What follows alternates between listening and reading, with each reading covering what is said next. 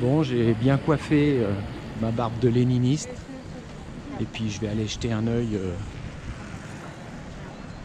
à cette marche du 1er mai à Bogota. Bon, rendez-vous, point de rencontre 9 h au parquet national. Il est 11 h 30, mais je serai sûrement pas le dernier. Ici, c'est la Colombie.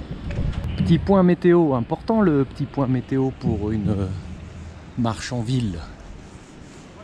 Temps couvert et à 1 h, risque de précipitation estimé à 13%.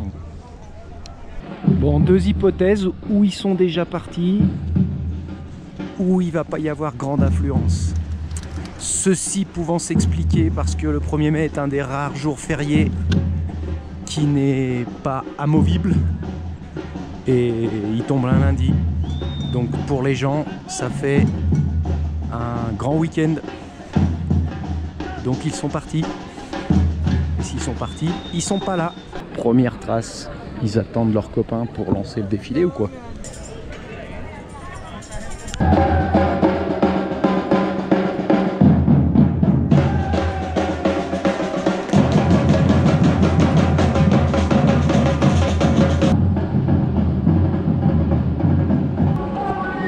Il y a aussi des électrons libres apparemment.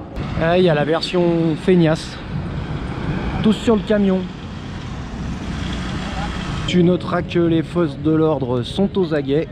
Que certaines statues ont été protégées pour éviter les tags et autres joyeusetés, je devine. Tu remarqueras que les édifices sensibles se sont préparés avec 2 niveaux de protection. La bâche anti-tag. Le cortège du M19. Un mouvement de guérilla qui est aujourd'hui en sommeil et dont a fait partie Monsieur Petro, le président actuel de la Colombie. Premier drapeau du Parti communiste colombien.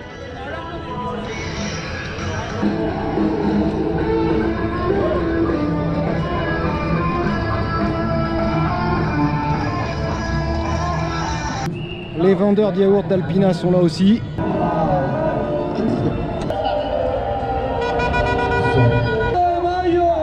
Il y a les syndicats qui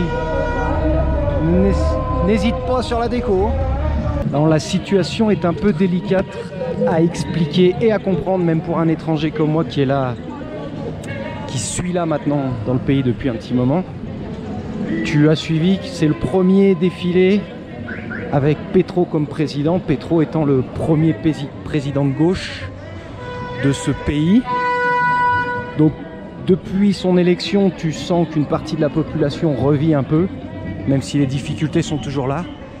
Mais Petro rencontre de grands soucis pour faire passer ses réformes, j'ai pas trop compris pourquoi. Et principalement là, on sort d'une semaine compliquée avec un remaniement ministériel, 7 ministres mis dehors. Visiblement, c'est la priorité, c'est une réforme de la santé et ça avance pas. Et donc, tu sens une ambiance un peu spéciale entre on est content que ça soit la gauche et on sent que ça va apporter des réformes pour une grande masse de la population. Et puis, ça va pas assez vite. Et donc, c'est un drôle de sentiment. Alors ça, c'est le Partido Comunes. C'est le parti qui est issu des accords de paix et qui représente les FARC. Ah, un 1er mai sans drapeau rouge, c'eût été inquiétant.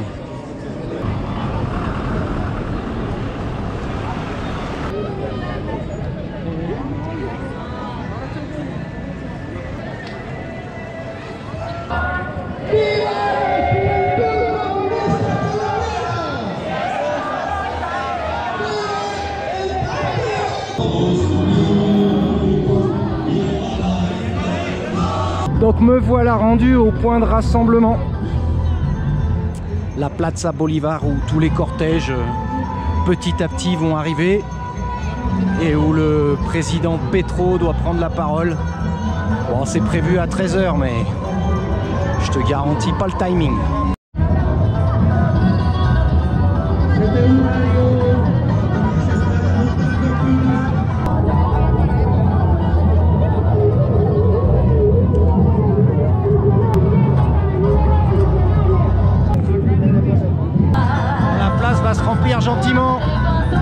petit à petit.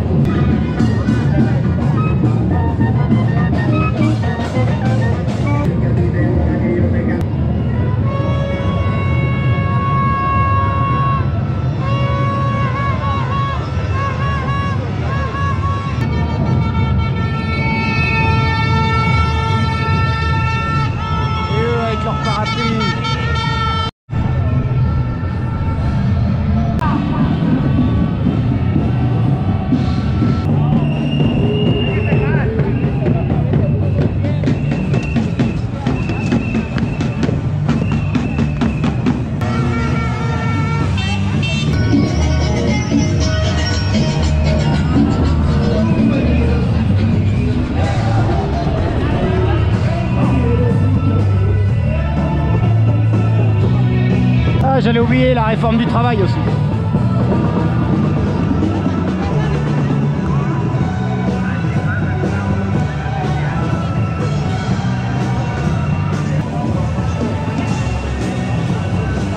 Filmé par Bro.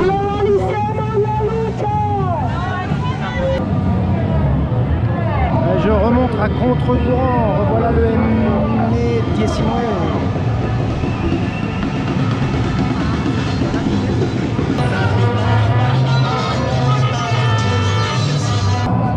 Tiens, typiquement, plus vite pétro avec les réformes. C'était un peu ce que je t'expliquais tout à l'heure.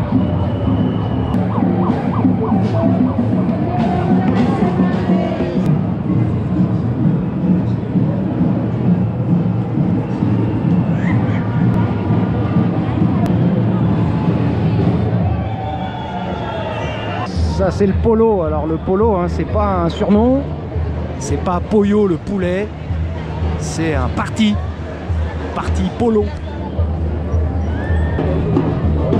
Donc là au pied de l'immeuble El Tiempo, c'est le point de rencontre parce que les cortèges suivent pas toute la même voie pour que chacun puisse s'exprimer. Mais pour arriver à Bolivar, il n'y a que par là. Bon, bah, je vais retrouver mon camion.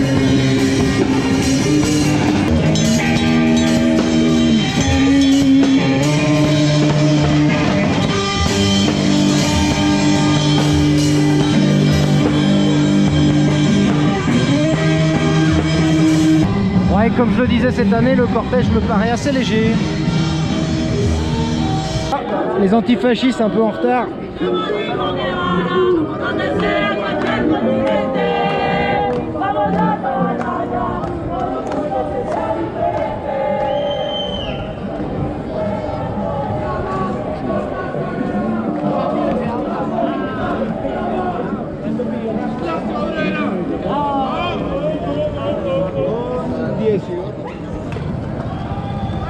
Ah, ça c'est ceux qui commençaient devant le parc national quand je passais.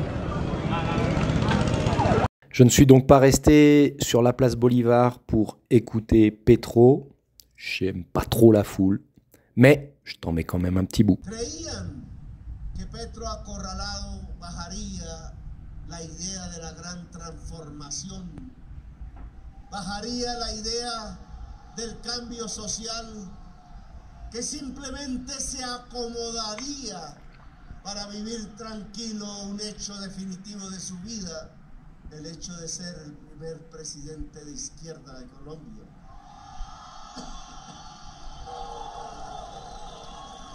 Y que no molestaría más, que se iría tranquilo a vivir de su pensión como si nada hubiera pasado, repitiendo de nuevo un gobierno más de los mismos.